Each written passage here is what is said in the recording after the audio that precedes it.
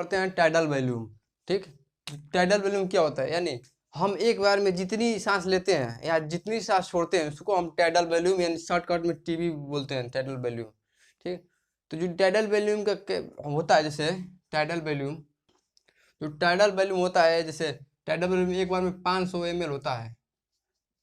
यानी हम सांस लेते हैं, जैसे नॉर्मल सांस लेते हैं, नॉर्मल सांस लेते हैं तो आधा लीटर सांस लेते हैं। ठीक, 500 ml नॉर्मल में सांस लेते हैं। और टोटल लंग्स कैपेसिटी यानी टीआईसी इसको बोलते हैं, जैसे टोटल लंग्स कैपेसिटी।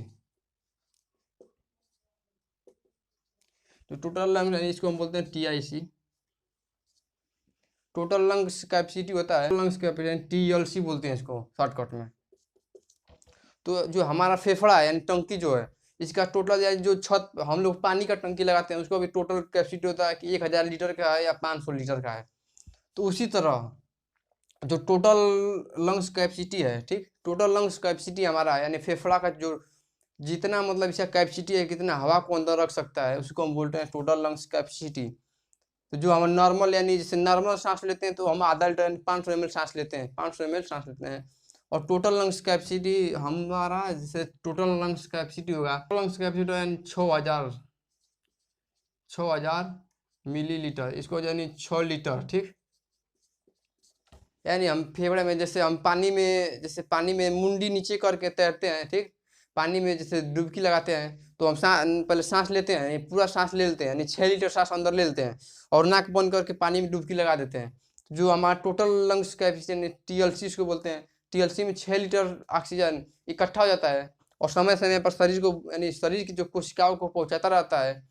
और जो नॉर्मल जैसे होता है जो 5 यानी आधा लीटर ही होता है और टोटल में 6000 लीटर होता है।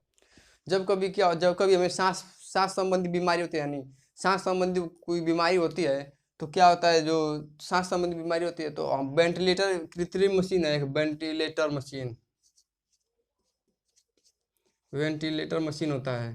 ठीक, ये बनाया गया है जैसे सांस देने के लिए अंदर। ठीक, तो जो अच्छा है, जो फेफड़ा है, कोरोना होता है फेफड़ा में। ठीक, जब कोरोना होता है तो फेफड़ा कोरोना होता है, अगर गले में या कोई भी जो श्वास नली है उसमें कुछ भी बीमारी हो जाए तो डायरेक्ट सांस यहाँ तक श्वास आता है, सांस यहाँ तक आता है हवा, और इधर से इधर यहाँ पर दो भागों में मतलब इधर भी चला जाता है इधर भी चला जाता है।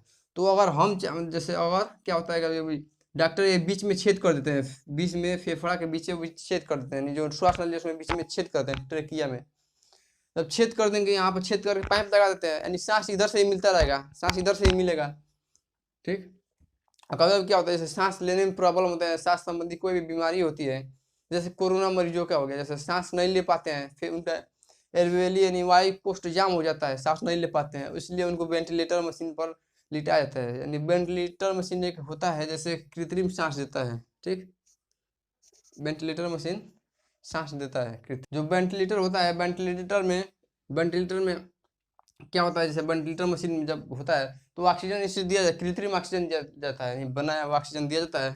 तो इसमें ऑक्सीजन के साथ साथ हीलियम भी मिलाया जाता है, जैसे इसमें ऑक्सीजन के साथ साथ हीलियम भी मिला दिया जाता है वेंटिलेटर में, क्योंकि जो ऑक्सीजन होता है, ऑक्सीजन बहुत भारी गैस होता है और जो हीलियम होता है हल्की गैस होता है। ठीक, जैसे हम हवा जो लेते हैं उसमें ऑक्सीजन तो मात्र 21% ही लेते हैं अंदर, बाकी तो सब बाकी सब अन्य गैस होते हैं, नाइट्रोजन होता है 78%, अन्य गैस होते हैं। ठीक, तो हमें शुरू से ही आदत होता है जैसे ऑक्सीजन की मात्रा जैसे हम कम लेते हैं, 21% ही लेते हैं। तो इसीलिए भी इसमें वेंटिलेटर जो होता है इसमें ऑक्सीजन के साथ हीलियम मिला दिया जाता है। ठीक, ऑक्सीजन क्योंकि भारी होता है। अब हम जानते हैं कि जैसे जाने जो समुद्र में गोताखोर जाते हैं वो अपन जो पीठ पर सिलेंडर लेकर जाते हैं उसमें ऑक्सीजन के साथ कौन सा गैस मिला होता है, या जो पहाड़ों पर जाते हैं जो वो अपना सिलेंडर में ऑक्सीजन के साथ कौन सी गैस मिला दिया होता है। ठीक, अब हम उसके बारे में जानते हैं। तो जो अधिक गहराई में यानी समुद्र के एकदम तलों में जाने वाले जो गोताखोर होते हैं वो अपने साथ ऑक्सीजन के साथ साथ हीलियम गैस लेकर जाते हैं, यानी ऑक्सीजन में हीलियम मिला कर लेकर जाते हैं, क्योंकि जो हीलियम होता है हल्की गैस होता है और अंदर जाते हैं। ठीक, और जो कम गहराई में जाते हैं वो अपने ऑक्सीजन के साथ साथ कम गहराई में जाते हैं वो ऑक्सीजन के साथ साथ N2 लेकर जाते हैं। यानी अधिक गहराई में जाने वाला गोताखोर ऑक्सीजन के साथ साथ हीलियम लेकर यानी ऑक्सीजन में हीलियम मिला कर ले जाएगा, और कम गहराई में जाने वाला गोताखोर ऑक्सीजन के साथ नाइट्रोजन को मिला कर ले जाता है। तो हम देख लिए जो टोटल कैपेसिटी टीएलसी होता है, टीएलसी देखे हैं ठीक, जो हमारा टोटल कैपेसिटी होता है, जैसे आर्मी होते हैं ठीक, आर्मी या किसी भी भर्ती, जैसे आर्मी के भर्ती में सीना को जैसे नापा जाता है तो 5 सेंटीमीटर फुलाया जाता है, 5 सेंटीमीटर। तो अगर जैसे जिसका जैसे फेफड़ा जो होता है, फेफड़ा से तो अंदर मशीन डालकर चेक नहीं होगा कि फेफड़ा उसका अच्छा है या नहीं। मेडिकल में जैसे फेफड़ा के अंदर मशीन थोड़ी डाला जाएगा। तो क्या होता है, नॉर्मल में डॉक्टर जैसे मानते हैं कि जिसका सीना 5 सेंटीमीटर फूल जाए, सीना भले कितना मतलब कितना सेंटीमीटर क्यों न रहा है, जितना रहा है नॉर्मल से 5 सेंटीमीटर फूल जाए सीना, उसका जो फेफड़ा होता है नॉर्मल होता है, मतलब अच्छा होता है, ठीक होता है। इसलिए जो आर्मी का भर्ती होता है यानी किसी भी भर्ती होता है, कोई भी भर्ती, उसमें जो सीना नापा जाता है उसमें 5 सेंटीमीटर फुलाया जाता है। जैसे 5 सेंटीमीटर फुलाने का मतलब कि जो उसका फेफड़ा है एकदम अच्छा है, जैसे कहीं भी जाने होने पर, किसी भी ऑपरेशन में जाने पर ठीक, यानी कहीं भी जाने पर जैसे पूरा जैसे पानी के अंदर ही जाना है तो पूरा सांस ले लेते हैं 6 लीटर, उसके बाद से अंदर जाते हैं ठीक। तो हम देख लिए अधिक गहराई में क्या होता है, कम गहराई में क्या लेकर जाते हैं ठीक, हम वहाँ तक तो पढ़ लिए। अब उसके बाद हम पढ़ते हैं कोशिका के अंदर श्वसन कैसे होता है, यानी आंतरिक श्वसन, जैसे श्वसन होता है ठीक,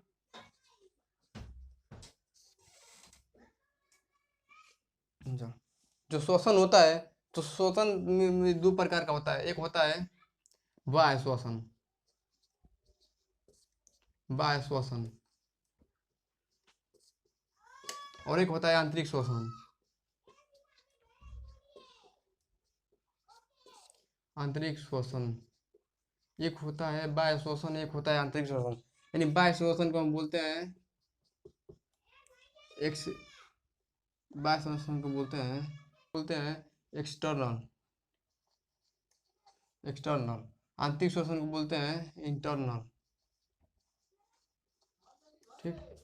तो जो बाह्य श्वसन होता है, बाह्य श्वसन में हम सांस लेते हैं, फेफड़ा तक जाता है ठीक, वहां तक तो हम बाह्य श्वसन पढ़ लेते हैं ठीक। अब उसमें सवाल, जैसे कोरोना मरीज का कौन सा श्वसन, इस कोरोना मरीज का कौन सा श्वसन खराब हो जाता है, बाह्य श्वसन या आंतरिक श्वसन?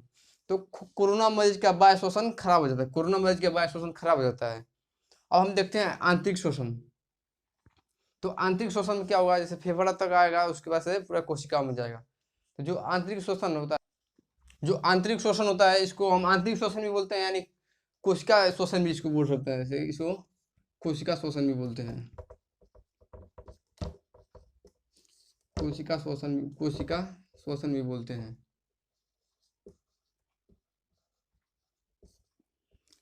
आंतरिक श्वसन को आंतरिक श्वसन भी बोलते हैं और कोशिका श्वसन भी बोलते हैं। जो ये आंतरिक श्वसन होता है इसको हम 2 भागों में बांटते हैं। इसमें आंतरिक श्वसन को 2 भागों में बांटा गया है। जैसे आंतरिक श्वसन होता है, जैसे हम सांस लेते हैं तो अंदर से ब्लड ले जाएगा, पूरा ब्लड ले जाएगा कोशिकाओं तक, तो कोशिकाओं में जाकर वो ग्लूकोज को तोड़ देगा और ऊर्जा प्राप्त होगा ठीक। जो आंतरिक श्वसन है उसको हम 2 भागों में बांटते हैं, एक होता है अनाक्षी, एक होता है अनाक्षी श्वसन, एक होता है अक्षीय श्वसन।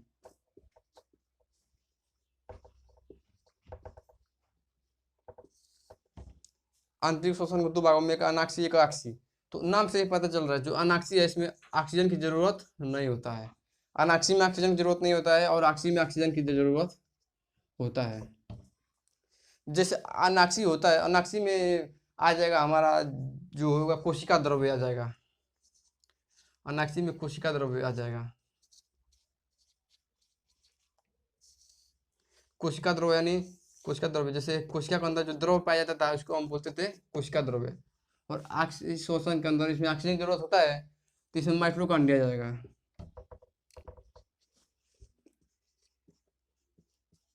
माइटोकॉन्ड्रिया यानी कोशिका है, इसमें कोशिका द्रव्य पाया जाता है, इसमें एक माइटोकॉन्ड्रिया पाया जाता है ठीक। जो हम सांस लेते हैं ठीक, क्वेश्चन इसमें पूछता है कि आंतरिक श्वसन होता है, आंतरिक श्वसन किसमें होता है, तो हम कोशिका में नहीं बोल सकते हैं, आंतरिक श्वसन कोशिका में होता है, माइटोकॉन्ड्रिया में नहीं बोल सकते हैं, क्योंकि जो कोशिका श्वसन होता है यानी कोशिका में आंतरिक श्वसन होता है, जो कोशिका श्वसन होता है, कोशिका श्वसन को 2 भागों में बांट दिया गया, एक होता है अनाक्षी, एक होता है अक्षीय। यानी जीव द्रव्य में भी श्वसन होगा, आंतरिक श्वसन जीव द्रव्य में भी होगा, यानी कोशिका द्रव्य में भी होगा और आंतरिक शोषण माइटोकॉन्ड्रिया में भी होगा। लेकिन जो कोशिका द्रव्य में आंतरिक शोषण होगा उसमें ऑक्सीजन की आवश्यकता नहीं होगी, और जो माइटोकॉन्ड्रिया में होगा उसमें ऑक्सीजन की आवश्यकता होगी।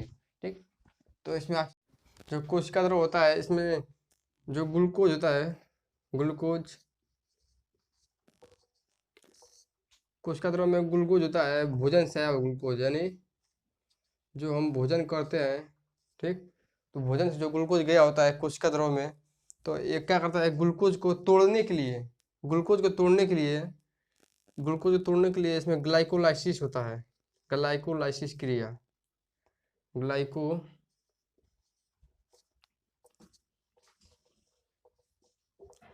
ग्लाइकोलाइसिस क्रिया होता है। ठीक, और इस ग्लाइकोलाइसिस के दौरान जैसे भोजन ग्लूकोज को तोड़ने के लिए ये 4 ATP का निर्माण करता है ना, 4 ATP यहाँ बनते हैं, 4 ATP बनते हैं। तो जब ग्लाइकोलाइसिस की क्रिया होती है, जब ग्लाइकोलाइसिस बनता है तो इसमें 2 ATP खत्म हो जाता है, यानी 2 ATP की जरूरत होती है। ठीक, जब 4 ATP बनेगा तो 2 ATP ग्लाइकोलाइसिस की क्रिया में खत्म हो जाएगा, तो फायदा कितना होगा, यानी 2 ATP बच जाता है, जो 2 ATP होता है बच जाता है, 2 ATP बच जाता है। ठीक, तो इसमें ग्लूकोज को पहले ग्लाइकोलाइसिस में तोड़ा जाएगा, उसके बाद से ग्लाइकोलाइसिस, जब ये 2 ATP मिलकर ग्लाइकोलाइसिस को तोड़ेंगे, जब ये ग्लाइकोलाइसिस की तोड़ेंगे तो बनेगा पायरुविक एसिड बनेगा।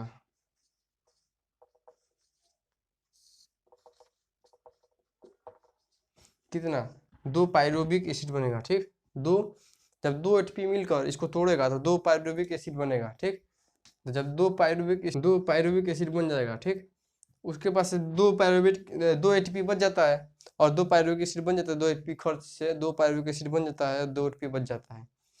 तो जो इस क्रिया का खोज है वो किए थे, इसका खोज EMP पाठवे ने किया था। 3 वैज्ञानिक थे, पहला का नाम ई से शुरू होता है, दूसरा का एम से, और उसके बाद पी से।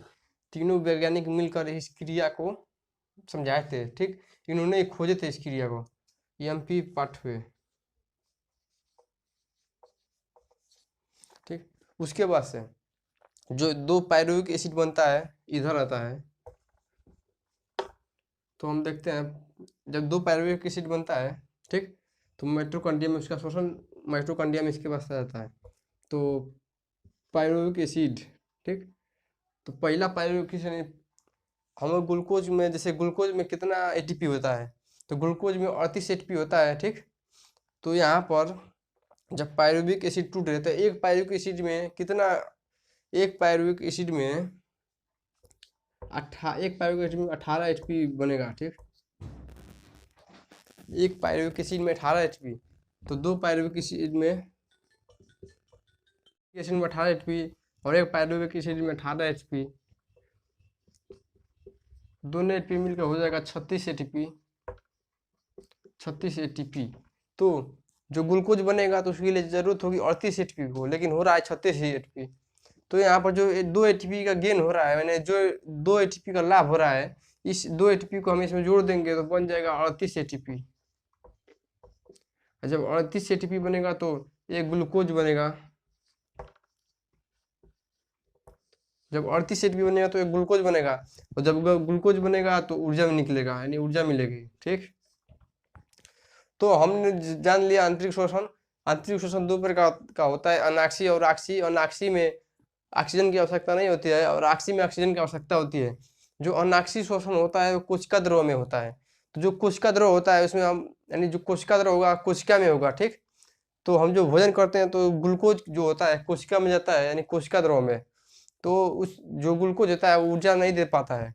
तो उस ग्लूकोज को तोड़ने के लिए, ग्लूकोज में होता है 38 ATP, तो ग्लूकोज के तोड़ने के लिए 4 ATP बनता है, जिसके दौरान ग्लाइकोलाइसिस की क्रिया होती है, और उसमें 2 ATP खर्च हो जाते हैं और 2 ATP बचते हैं।